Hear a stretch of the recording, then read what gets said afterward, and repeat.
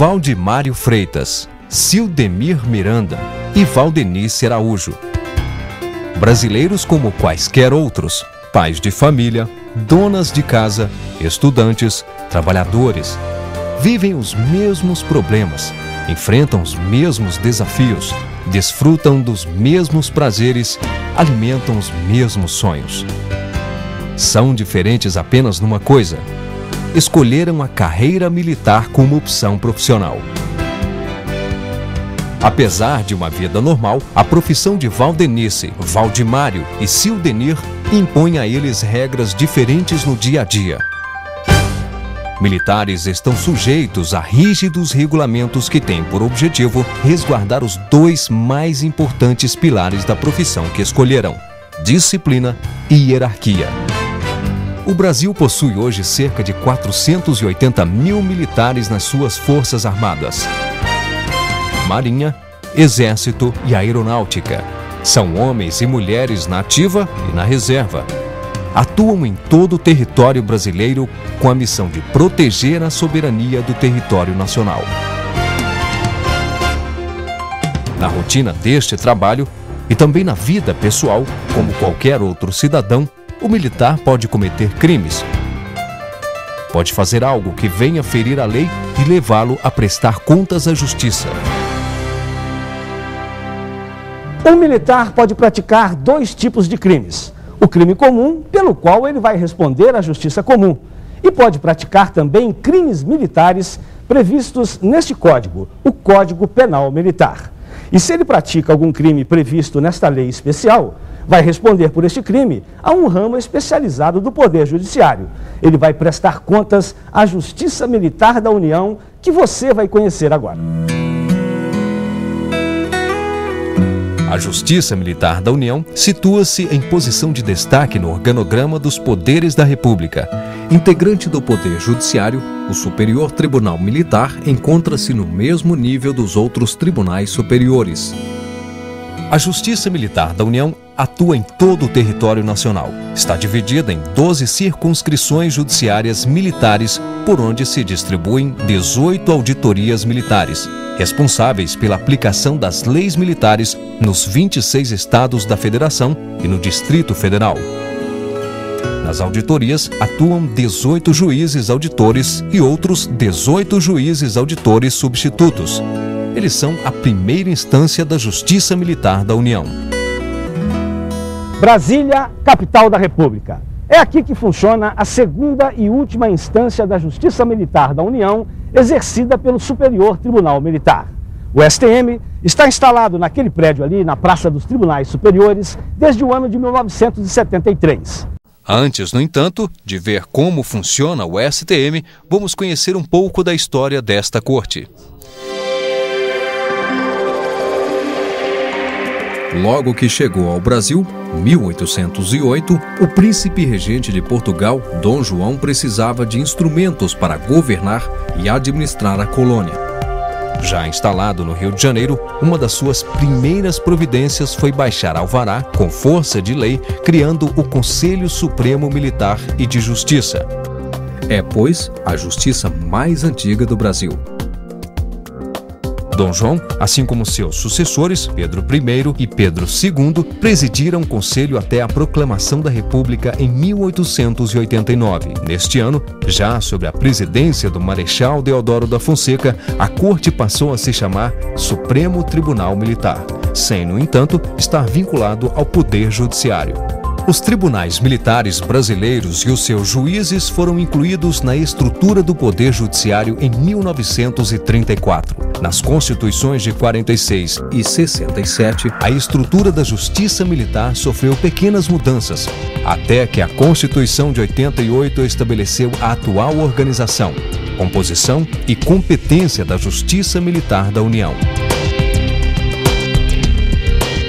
O Superior Tribunal Militar é composto hoje por 15 ministros, sendo 10 militares e 5 civis, formando o que tecnicamente é chamado de escabinato. Isto é, os julgamentos são feitos a partir da experiência que os juízes militares trazem dos quartéis e dos conhecimentos dos juízes civis em torno da ciência jurídica.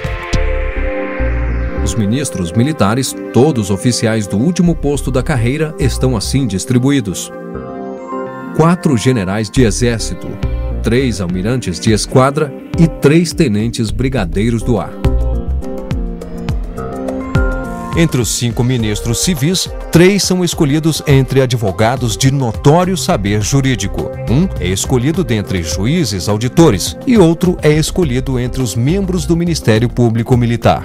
Nas cortes militares atua sempre um representante do Ministério Público Militar da União, na condição de fiscal da lei. Quando necessário, atua também um representante da Defensoria Pública Geral da União, na defesa do réu que não pode constituir advogado. Na área administrativa, em apoio à atividade fim, a Justiça Militar da União dispõe de cerca de 800 servidores civis especializados em questões técnicas do Poder Judiciário. E quais são os crimes julgados pela Justiça Militar da União? São os crimes definidos no Código Penal Militar. De uma maneira geral, em tempos de paz, esses crimes podem ser definidos da seguinte maneira: crimes cometidos contra militares e contra o dever militar, crimes cometidos contra a administração e o patrimônio militar, ou ainda, crimes cometidos em locais sob a administração militar. Importante dizer também que o Código prevê punições para crimes cometidos em tempos de guerra. E na guerra, nos crimes mais graves, o acusado pode até ser condenado à pena de morte. Vamos conhecer agora um pouco da rotina da Justiça Militar da União. A primeira providência de uma autoridade militar é instaurar um inquérito policial militar diante da evidência de algum crime. O IPM é, no caso, o equivalente ao inquérito feito pelo delegado de polícia. Encerradas as investigações, o IPM é remetido ao juiz auditor, que por sua vez o envia ao representante do Ministério Público. Convencido das evidências do crime, o promotor oferece denúncia ao juiz. Recebida a denúncia, é instaurado o processo e tem início a instrução criminal. Rejeitada a denúncia, o IPM é arquivado.